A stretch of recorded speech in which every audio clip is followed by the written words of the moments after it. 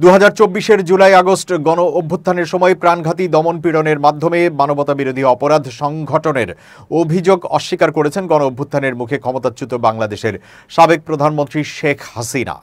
আগামী 17 নভেম্বর বিশেষ ট্রাইব্যুনালে চলমান মামলার রায় ঘোষণার কথা।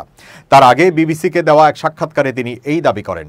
হাসিনার বিরুদ্ধে অভিযোগ রয়েছে যে তার স্বৈরাচারী শাসনের বিরুদ্ধে ব্যাপক বিক্ষোভের সময় শতাধিক হত্যাকাণ্ডের প্রধান পরিকল্পনাকারী ছিলেন তিনি, যা তিনি অস্বীকার করেছেন। 2024 সালের 5 আগস্ট দেশ থেকে পালিয়ে যাবার পর ইমেইলের মাধ্যমে বিবিসিকে দেওয়া প্রথম এই সাক্ষাৎকারে হাসিনা বলেন, তার অনুপস্থিতিতে যে বিচার চলছে তা রাজনৈতিক প্রতিপক্ষের নিয়ন্ত্রিত ক্যাঙ্গারু কোর্টের সাজানো এক প্রহসন। সোমবার দোষী সাব্যস্ত হলে তার জন্য মৃত্যুদণ্ড চেয়ে আবেদন করেছে রাষ্ট্রপক্ষ।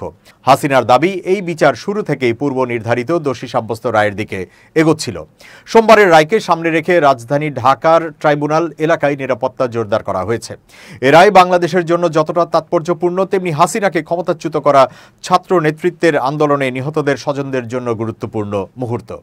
জাতিসংঘের মানবাধিকার তদন্তকারীরা বলছেন, ক্ষমতা ধরে রাখার ব্যর্থ প্রচেষ্টায় হাসিনা ও তার সরকারের পরিকল্পিত প্রাণঘাতী সহিংসতায় 1400 জন পর্যন্ত মানুষ নিহত হন।